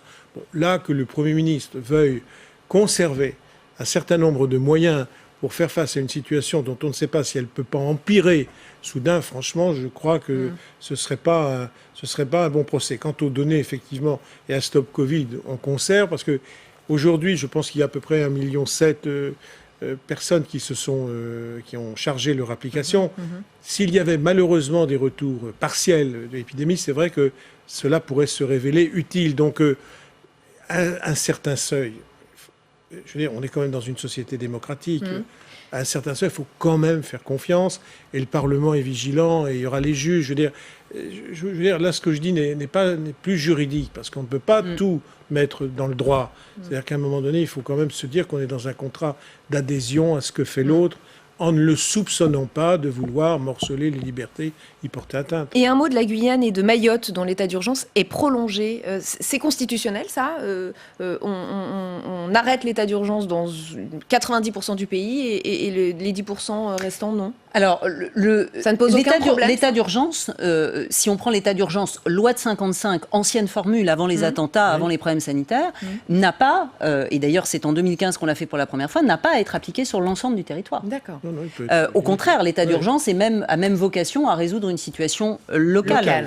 Et donc, décider que la situation sanitaire en Guyane ou à Mayotte justifie le maintien de l'état d'urgence n'est pas en soi un problème. Prolongé jusqu'au 30 octobre inclus. Oui, ça me semble là encore tout à fait justifié. Oui. Un autre débat s'est ouvert ou rouvert ces derniers jours, celui sur les statistiques ethniques. C'est Sibeth Ndiaye qui a jeté un pavé dans la mare dans une tribune au Monde il y a quelques jours. Nous payons aujourd'hui l'effacement de l'universalisme républicain, écrit la porte-parole du gouvernement. Ce débat sur les statistiques, elle veut le rouvrir, je la cite toujours de manière apaisée. Pour Didier Guillaume, invité de Bonjour chez vous ce matin, c'est simplement hors de question. Le débat est apaisé sur ce sujet, c'est antinomique. Il ne peut pas y avoir de débat apaisé, malheureusement. Je ne pense pas qu'il faille ouvrir ce débat maintenant. Maintenant, il faut que nous soyons fermes sur ce que nous sommes. La République française, elle est une et indivisible. Elle n'est pas composée de communautés. Alors, débat apaisé, peut-être pas, mais de toute façon, est-ce que la loi le permet? Est-ce que le droit le permet? Non, pour l'instant, non. Même si, là encore, vous savez, si on parle toujours en droit, on va avoir quand même beaucoup de difficultés. Les gens vont dire, mais qu'est-ce qu'ils sont ennuyeux, parce que c'est pas de ça dont il s'agit. C'est passionnant, le droit. Bien sûr, mais il faut voir aussi ce que le buisson du droit, l'arbre du droit peut cacher, ou le buisson du droit peut cacher de la forêt. La question, elle est sur est-ce qu'il y a des discriminations qui tiennent, je veux dire, concernant des Français dont l'origine peut être africaine ou d'ailleurs. C'était bien ça la question. Et d'apprécier si, notamment en termes de santé, en termes de travail, il y a des discriminations qui tiennent à son origine. Voilà pourquoi se pose la question de l'utilité de statistiques ethniques, pour en avoir la preuve, la certitude, et mettre tout ça dans le débat public. Cette question, ces discriminations-là existent, oui. Oui, mais bien sûr qu'elles existent. Évidemment qu'elles existent. Alors, est-ce que nous avons besoin des statistiques pour se le prouver? Je ne crois pas. C'est pour ça qu'il faut faire quand même très attention. Et je ne sais pas. On sait très bien ce qui existe. Alors, qu'est-ce qu'on veut? Une administration qui soit statistique de ce que nous savons très bien. La deuxième chose, la réponse sur l'universalisme n'est pas plus convaincante. On ne peut pas non plus parler de l'universalisme républicain comme on suit une procession de la fête Dieu. C'est pas le sujet. L'universalisme, c'est un principe qui doit être concret, qui doit s'incarner. L'universalisme, il faut le faire vivre. Il faut pas être un dévot de l'universalisme. Il faut s'en faire comme un concept qui doit précisément être un objectif, une contrainte, un devoir que nous nous fixons de maintenir, de rétablir les droits, y compris peut-être d'ailleurs par des mesures qui peuvent être effectivement des mesures de discrimination positive, comme les États-Unis l'ont pris. Mais nous savons très bien, sur le plan des ethniques, sur le plan des origines, on sait déjà tout ce qu'il faut savoir. Pas besoin de statistiques ethniques. Et de toute façon, pour l'instant, c'est complètement interdit par le droit français. Alors, je remets une petite dose de droit, je vous sens anxieuse sur le sujet. Ça a été tenté par le législateur, le Conseil constitutionnel s'est prononcé, c'est de mémoire une décision de novembre 2007, et le Conseil a dit sans surprise que les statistiques ethniques, donc tout traitement d'informations sur une base des origines, etc., était contraire à la Constitution. Pourquoi ? Parce que l'article 1er interdit à la loi de faire des différences sur la base des origines, de la race ou de la religion. Deuxième élément, j'entends bien ce que vient de dire Jean-Pierre sur l'universalisme. C'est un peu l'exemple de ce que j'évoquais tout à l'heure. Ça a l'air d'un débat technique, c'est-à-dire que les statistiques ethniques, ça a l'air d'être juste un petit problème de comment on calcule. Mais c'est un débat de fond qui renvoie à deux modèles différents. Et je pense qu'ouvrir le débat sur les statistiques ethniques sans ouvrir le débat de fond n'a pas de sens. Deux modèles différents de la conception du rapport entre l'individu et l'État. Pourquoi ? Nous avons en France un modèle qu'on appelle celui de l'égalité formelle, c'est-à-dire l'idée qu'en fait, il n'y a pas d'intermédiaire entre le citoyen et l'État. C'est pour ça que la nation est une et indivisible, c'est pour ça que chaque citoyen bénéficie du principe d'égalité, et c'est pour ça que nul ne peut se revendiquer de l'appartenance à un groupe pour bénéficier d'un traitement particulier, dans un sens ou dans un autre, ni d'ailleurs pour expliquer qu'il est discriminé à raison de son appartenance à un groupe. Le modèle américain, c'est l'inverse. C'est l'égalité matérielle. C'est-à-dire que les États-Unis se sont conçus sur un modèle qui veut, justement, par exemple, dans une carte d'identité aux États-Unis, on dit quelle est votre origine. Est-ce que vous êtes afro-américaine, caucasienne, hispanique ? Et donc, par exemple, les États-Unis ont mis en place depuis très longtemps des politiques de quotas. C'est-à-dire que sur la base de l'origine, on va décider, parce qu'il n'y a pas suffisamment de personnes de telle origine dans tel métier, par exemple les médias, aux États-Unis c'est un exemple très classique, d'imposer un quota d'afro-américains, d'hispaniques ou autres. Et donc, c'est, vous le voyez bien, une différence radicale de conception de ce qu'est l'individu, son rapport à l'État et la citoyenneté. Et on ne peut pas juste dire « Ah, il faudrait rouvrir le débat sur les statistiques ethniques ». Moi, je veux bien qu'on le rouvre, mais il faut être conscient que derrière, pourquoi a-t-il fallu réviser la Constitution pour introduire la parité ? Parce que le sujet était le même. C'est-à-dire que le Conseil constitutionnel nous disait, quand on est électeur ou candidat, la question du sexe est indifférente. Un citoyen et une citoyenne, c'est la même chose. Un candidat et une candidate. Sauf qu'on a bien vu qu'il y avait un problème et qu'on était obligé de le rouvrir. C'est la même chose. Alors, donc, on a révisé la Constitution. Voilà. Donc, si on veut faire les statistiques ethniques, il faut réviser la Constitution. Je ne dis pas, à titre personnel, je n'y suis pas favorable. Mais en revanche, ne disons pas, c'est...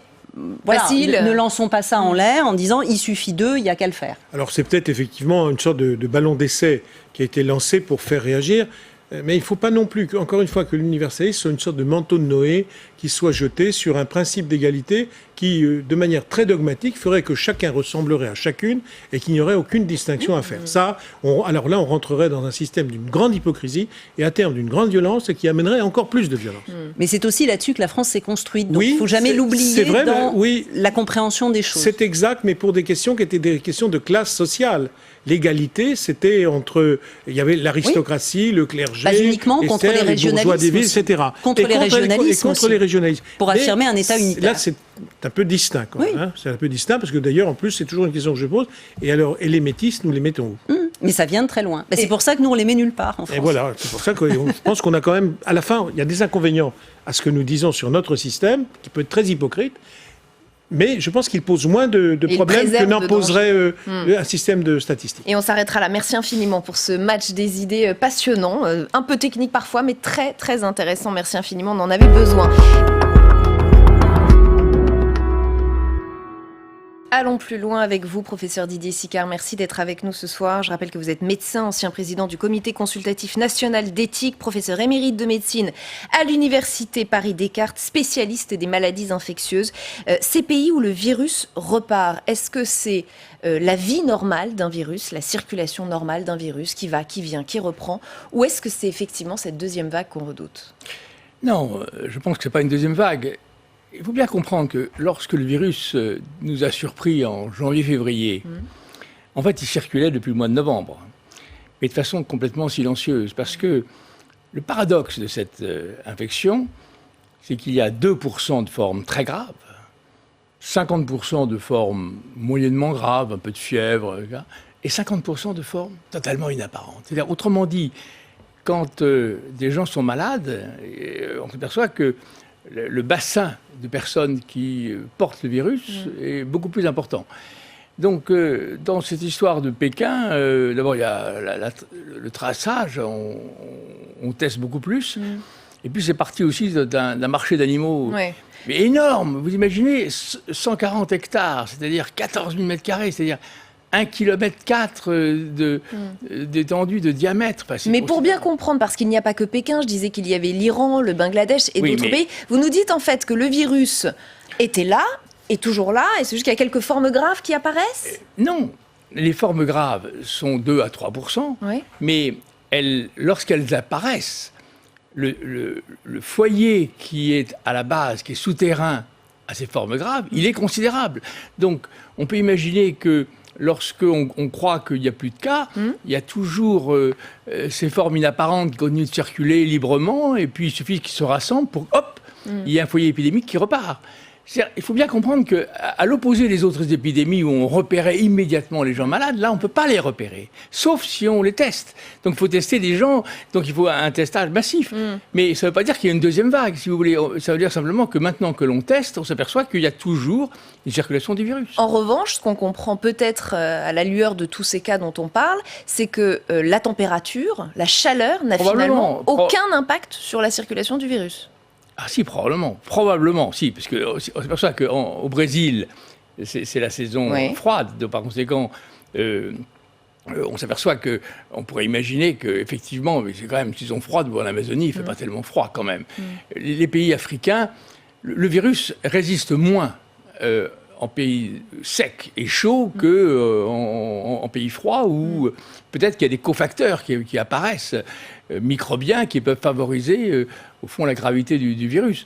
Mais tout ça, si vous voulez, on ignore énormément de choses. La question, c'est est-ce qu'il va y avoir une deuxième vague ? Je ne le crois pas. Il va y avoir la persistance, ici et là, de foyers qui vont être repérés beaucoup plus facilement qu'ils ne l'étaient en janvier-février, parce que, au fond, immédiatement, il va y avoir un enfermement. En janvier-février, on s'intéressait aux personnes, aux 2%, mais les 98% qui restaient, elles transmettaient le virus. Par conséquent, l'épidémie se répandait. Même s'il y a la persistance du virus, on ne peut pas imaginer qu'avec une société actuellement beaucoup mieux préparée, il puisse y avoir une deuxième vague comme la première. Cela dit, ce que je comprends, c'est que donc la menace est là, elle est latente, elle plane au-dessus de nous, Européens, et nous, Français. Absolument, mais elle plane. Mais le fait que l'on puisse maintenant traquer le virus fait que dès qu'on repère une personne malade, immédiatement, on va chercher son environnement et repérer les personnes qui sont en bonne forme, mais qui ont manifestement la capacité de transmettre le virus. Donc, au fond, on a les capacités maintenant de repérage que nous n'avions pas au mois de janvier. Donc, au fond, pourquoi l'épidémie a été aussi dramatique ? Parce qu'elle s'est répandue de façon complètement silencieuse. C'est ça qu'il faut bien comprendre. Et que nous n'avions pas les moyens de la repérer. On n'avait pas les moyens et on n'y pensait pas beaucoup, parce qu'on ne connaissait pas. On ne pensait pas que quelqu'un qui était en pleine forme, faisait de la gymnastique, était porteur du virus. Et donc, maintenant qu'on le sait, on s'aperçoit qu'il faut les traquer. Il y a un point, justement, dans cette riposte possible face au virus qui m'interpelle, c'est le fait que Pékin ait décidé de reconfiner sa population, en tout cas de lui interdire de quitter la ville, et de refermer ses écoles. Éclairez-nous, parce que nous, en France, ce qu'on a fini par comprendre, c'est que les écoles n'étaient pas des foyers de contamination importants. Et pourtant, on voit qu'à l'étranger, on referme les écoles. Alors, on a du mal à comprendre. Non, mais quand il y a eu un foyer épidémique en province, ou j'en avais une dans un quartier de Paris, l'école est fermée autant que les autres. Il y a pas... Le problème, oui, mais nous, on a commencé par les fermer, les écoles. Et aujourd'hui, on apprend que finalement, c'est pas si utile que ça. Et Pékin commence par fermer les écoles aussi. Oui, parce qu'effectivement, les enfants ne sont pas malades, mais ils peuvent être transmetteurs. Il est légitime, quand il y a un foyer épidémique dans un village, qu'on ferme l'école, parce que l'école va permettre, même si les enfants ne sont pas malades, de transmettre le virus. Ça me paraît logique, mais on va pas arrêter le confinement. On va arrêter le confinement général parce que, sous prétexte qu'en Dordogne, il y a eu une école qui a été touchée. Est-ce que l'Europe aurait tout intérêt à peut-être refermer ses frontières à l'allure de ce qui se passe à l'étranger en ce moment? En tout cas, est-ce que c'est un conseil qu'il faudrait donner aux autorités européennes? Mais les autorités européennes les ferment. On ne va pas avoir actuellement de Chinois ou d'Indiens ou de Sud-Américains qui débarquent. On l'a vu d'ailleurs récemment, des Colombiens ont apporté le virus dans une région du sud de la France. Mais on voit qu'on est dans une phase d'allègement des protocoles sanitaires un petit peu partout. Est-ce qu'on s'en s'inverse? À mon avis, pendant plusieurs semaines, voire plusieurs mois, je pense que les frontières devraient être fermées, sinon pas fermées, mais en une quarantaine pour tous les voyageurs qui viennent essentiellement d'Asie ou d'Amérique du Sud, voire d'Amérique du Nord. On voit l'Allemagne qui a annoncé, par exemple, hier, l'interdiction des grands rassemblements jusqu'au mois de novembre. On sait que l'Allemagne avait bien anticipé l'arrivée du virus, qu'elle avait profité de l'avance dont elle disposait et que d'ailleurs ça a donné des résultats. Est-ce que la France devrait aussi saisir peut-être cette avance qu'elle a pour prendre de telles mesures, comme l'Allemagne qui est en train de le faire? Ça dépend quel rassemblement. Si vous voulez, si on prend un rassemblement dans un stade de football où les gens s'embrassent, sont à 40 cm les uns les autres, mais si vous avez un rassemblement, je sais pas, de plusieurs centaines de personnes qui sont écartées les unes des autres, le risque est quand même extrêmement minime, et je vois mal comment on puisse interdire des rassemblements dans l'état actuel, ou même en Allemagne, où le virus circule quand même beaucoup moins. Donc je pense qu'il faut quand même pas avoir une vision perpétuellement sécuritaire maximale. Il y a un moment où il faut savoir quand même prendre raison, mais avoir la capacité. Au fond, ce qui change tout, c'est que notre capacité de réponse et d'isolement des malades, et par conséquent de ceux qui l'ont rencontré, est beaucoup plus forte. Donc je pense qu'il faut quand même avoir une réponse a posteriori que d'avoir une réponse a priori sécuritaire. Alors, il y a la riposte au virus lorsqu'il est déjà là, mais il y a aussi, et vous insistez beaucoup là-dessus, la recherche sur l'origine du virus, la chaîne de contamination qui fait que le virus animal finit par se transmettre à l'homme. Cela n'attire pas assez notre attention, selon vous. Là encore, pour ce qui est de la Chine, c'est donc un marché de gros qui est soupçonné d'être la source des nouvelles contaminations. On parle là, on envoie quelques images d'un très grand marché qui approvisionne, vous l'avez dit, en fruits de mer, en fruits, en légumes. On n'entend pas parler pour le moment d'un marché d'animaux vivants. Mais évidemment, puisque c'est interdit. Vous n'allez pas voir la Chine qui va dire on a trouvé des pangolins, des chauves-souris. Et à partir du moment où c'est une culture de base, c'est une culture fondamentale, un peu comme pour nous le poulet ou le steak. À partir du moment où tous les citoyens achètent clandestinement des animaux, c'est pas cette vente d'animaux clandestine ne s'est pas arrêtée par miracle. Et quand les Chinois nous disent sur une planche des saumons de Norvège, non, enfin, ils nous prennent quand même... Des planches servant à découper du saumon de Norvège, absolument, c'est l'argument avancé. Pour une population extrêmement naïve. Ils ne peuvent pas avouer, ils l'ont interdit, mais tout ça est très souterrain, avec des sommes faramineuses qui se passent. Donc, comment pouvez-vous, sur un marché aussi gigantesque, c'est 5 fois Rungis, comment voulez-vous qu'on puisse contrôler chaque étal? Et donc, clandestinement, si, c'est l'hypothèse, je n'en sais rien, mais si c'est les mêmes chauves-souris, on peut imaginer que dans leurs conditions d'être entravés, de tousser, d'avoir d'urine, que le virus se reparte, et que s'il y a par hasard des pangolins aussi, et que les deux virus s'associent et donnent une chimère qui a été l'expression de notre virus. Donc pour vous, la Chine nous ment ou nous manipule un peu? Elle a commencé à dire qu'elle allait l'interdire, mais en même temps, le président dit la médecine traditionnelle doit continuer, c'est notre richesse. Et à partir du moment où les chauves-souris, les pangolins sont une base de médecine traditionnelle, on ne voit pas tellement comment une interdiction peut être respectée localement. Moi, je crois qu'il y a quelque chose qui est étonnamment une hypocrisie particulière. Vous parlez de la culture chinoise, c'est intéressant. On comprend bien que la Chine est au cœur de nombreuses accusations internationales, mais est-ce qu'effectivement on n'est pas face aux problèmes culturels profonds? Je voudrais juste vous citer José Frêche, qui est un spécialiste de la Chine, qui a été interrogé par Nos Soins sur Public Sénat, et il nous explique effectivement pourquoi certains Asiatiques sont si férus d'animaux sauvages et vivants. Et je le cite, « Il y a une tradition en Asie qui est de manger des animaux vivants ou qui viennent à peine d'être sacrifiés.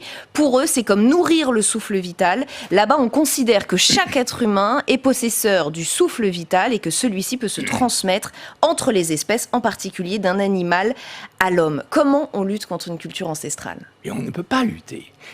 c'est exactement comme la drogue. On n'arrivera jamais à venir à bout de la marijuana ou de l'héroïne. Alors on doit accepter ces virus qui arrivent sur nous et qui... Non, mais on doit sans cesse ne pas être naïf et considérer que les travaux internationaux doivent travailler sur le port de ces virus par les chauves-souris. Il y a tout un travail fondamental, même s'il est fait en dehors de Chine. On peut le faire au Laos, on peut le faire au Vietnam, on peut le faire en Nouvelle-Calédonie, on peut le faire dans un tas d'endroits, pour apporter du matériau de réflexion. Parce que si on compte sur les Chinois, je pense qu'on n'aura jamais... Le problème, l'embarras chinois, c'est que si ils interdisent réellement, de façon absolument incarcérale, pénalisant le marché d'animaux sauvages, mais ça, la révolution en Chine. Parce que les Chinois, ils ne font pas le rapport. Pour eux, personne ne leur dit que c'est ça. Donc, ils continuent d'acheter ces animaux sauvages dans des étals absolument sordides, puisqu'ils sont clandestins. Donc, je suis frappé de voir que, au fond, même cause, mêmes effets. Mais c'est pas le saumon de Norvège sur une planche. Si vous voulez, il y a une distraction par la Chine de la responsabilité, mais qui est, au fond, légitime dans l'angoisse culturelle de la Chine de se dire comment va-t-on arriver à interdire quelque chose qui est fondamental. C'est un peu comme si nous, on nous interdisait des pratiques absolument d'un jour à l'autre. On disait, vous ne mangez plus de steak ou de poisson. Tant que ce ne sera pas interdit, ça veut dire qu'il faudra s'attendre à peut-être même une multiplication des virus. Probablement, parce que, si vous voulez, à partir du moment où... l'hypothèse que je fais, c'est que les déforestations ont fait que les chauves-souris ont changé leur propre écologie, qu'elles se sont nourries d'arbres fruitiers, et que les capacités de proximité entre les grottes par le train, par la voiture, par les autoroutes, entre les grands marchés et les chauves-souris, c'est quelque chose de tout à fait nouveau. Toutes les épidémies ont besoin d'un responsable et ensuite d'un cheminement. La route de la soie, c'est la route de la chauve-souris en même temps, paradoxalement. Ou la route de la soie, c'est aussi l'exportation de tous les pangolins d'Afrique vers la Chine. Donc, en fait, c'est tout un écosystème mafieux qui fait que je vois mal comment on va pouvoir, avec des simples récriminations, arriver à bout. Et je comprends que la Chine soit très embarrassée, mais il faut travailler dessus pour en apporter la preuve. Moi, je fais des hypothèses. Je ne suis pas à Wuhan, je ne suis pas à Pékin, donc, mais ça me paraît la plus logique comme responsable. On parle beaucoup de la Chine, mais certains nous avancent aussi les marchés africains sur lesquels la viande de brousse... Oui, mais c'est pas la même chose. On n'est pas... Les marchés... Moi, au Laos, quand j'étais là-bas, et quand j'y suis encore récemment... Dans les petits marchés, on vend des chauves-souris, quelquefois un pangolin. J'en avais acheté un jour sur un marché. Donc, mais c'est aucune gravité. Un pangolin ne peut pas vous contaminer comme ça, ni 3 chauves-souris. Mais si vous en avez 500 qui sont entravés, qui urinent, il y a une masse de virus associés au pangolin qui fait que ça change absolument tout. C'est pas simplement une chauve-souris, c'est la masse même de ce marché qui est considérable. Mais on parle de milliards de dollars, on n'est pas simplement dans des marchés exotiques comme si on allait le dimanche, acheter une chauve-souris pour faire plaisir à ses enfants. C'est un marché fondamental, c'est un marché de base, si vous voulez, et malheureusement, il est inaccessible aux chercheurs occidentaux, et je vois mal comment on va pouvoir imposer, d'où l'importance de travailler nous, occidentaux, sur les marchés africains, océaniens, asiatiques, pour essayer de trouver la solution. Le manque de chercheurs sur ces sujets, ça a été un cri d'alarme que vous avez poussé il y a quelques semaines, notamment sur France Culture, qui a été très remarqué, très relayé, à propos du manque d'investissement dans la recherche. La direction de l'Institut Pasteur au Laos, que vous avez créé, a reçu, c'est ce que j'ai lu, en tout cas, vous allez me le confirmer ou pas, la confirmation du renouvellement du poste de virologue qu'elle attendait depuis des mois. C'est votre coup de gueule, c'est votre cri d'alarme qui, semble-t-il, a payé. Non, c'est pas moi. Ça paraît évident que le bon sens visait que ce poste qui avait été retiré en novembre 2019, ce n'était pas le meilleur moment. Et donc, très rapidement, le ministère des Affaires étrangères qui finançait le poste l'a remis. Donc, c'est pas mon... Mais est-ce que vous y voyez quand même une prise de conscience des autorités? Oui, mais encore insuffisante, parce que je pense que c'est une chance fabuleuse d'avoir un Institut Pasteur au Laos, à quelques centaines de kilomètres de la Chine, qui est un lieu où on peut repérer l'émergence très rapidement, on peut être sur le terrain. Il y a tellement beaucoup de pays qui nous envient d'avoir ces instituts Pasteur. Ils devraient avoir une puissance de feu, une puissance de moyens qui n'est pas celle que l'on accorde actuellement, où c'est un peu misérable de quelques personnes, mais c'est pas un institut, si vous voulez, qui a la capacité de faire des recherches fondamentales. Donc il faut une mobilisation internationale, c'est ce que vous nous dites? Oui, absolument. Beaucoup plus que ce qui se passe aujourd'hui? Beaucoup plus. Mais mobilisation internationale, c'est en demandant non pas donnez-nous la réponse dans 6 semaines. C'est un travail de fond. Pourquoi les chauves-souris hébergent autant de centaines de coronavirus? Et pourquoi ces coronavirus sont beaucoup plus présents maintenant dans les chauves-souris qu'ils ne l'étaient il y a 20 ou 30 ans? Qu'est-ce qui a changé l'écologie des chauves-souris? Là, c'est des sciences humaines, l'écologie, les vétérinaires. Il faut travailler sur cette chaîne, et pas simplement arriver au laboratoire pour dire quel est le génome qui, avec sa capacité de nuisance. Alors on parlait des origines, parlons aussi peut-être des traitements envisagés. Ça ne vous a pas échappé, énorme polémique sur l'hydroxychloroquine en France, qui semble close, non, peut-être? Les études sont claires maintenant? Je crois. Enfin, il n'est pas impossible que certaines personnes, la chloroquine, puisse avoir un effet. Manifestement, ce n'est pas le traitement. Il n'y a pas de débat là-dessus. Il n'y a pas de traitement, il n'y en a pas. Et parce que, au fond, il y a très peu de traitements sur les virus. Le sida a mobilisé des ressources absolument fondamentales.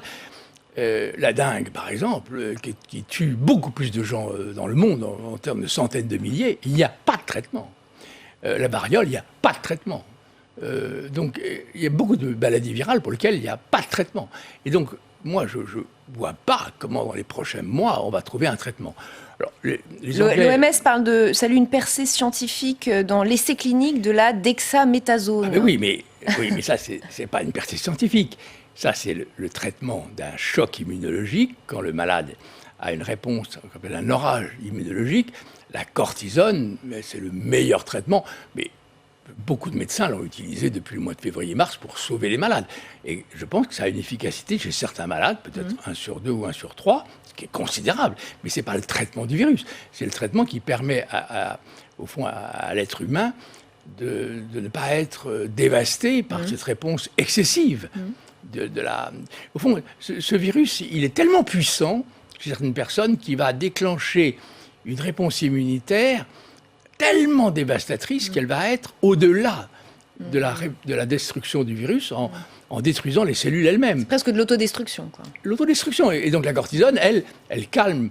Donc c'est normal. Et d'ailleurs, les médecins que j'ai rencontrés, très souvent depuis le mois de février-mars, utilisaient la cortisone chez certains malades et observaient effectivement des effets Donc si bénéfiques. je vous suis bien, assez peu d'espoir sur le traitement, un espoir sur le vaccin tout de même?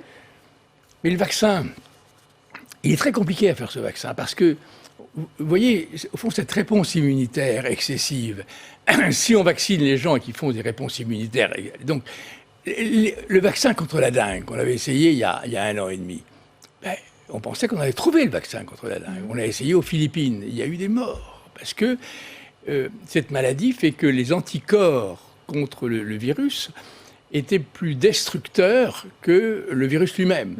Donc, il faut être patient, on ne va pas commencer à lancer des essais à 100 000 personnes. Ce n'est pas comme la poliomyélite où 500 000 enfants ont été vaccinés. Donc moi je crois qu'il ne faut pas espérer un vaccin avant fin 2021. Et ce n'est pas le vaccin qui va arrêter. La maladie virale va s'arrêter avant le vaccin. Et le problème, c'est que ça va être un problème, parce qu'à ce moment-là, l'humanité va dire on n'a plus besoin puisque la maladie est arrêtée. C'est justement parce qu'on a fait cette erreur avec le SRAS 1 qui s'est arrêté tout seul, qu'on a dit, bon, alors passons à autre chose. Donc le problème, c'est de continuer à travailler, mais sans penser que la solution, c'est le vaccin. Et l'appel est lancé. Merci infiniment, professeur Didier Sicard, de nous avoir éclairé ce soir sur ce virus si complexe. Bonne soirée sur Public Sénat.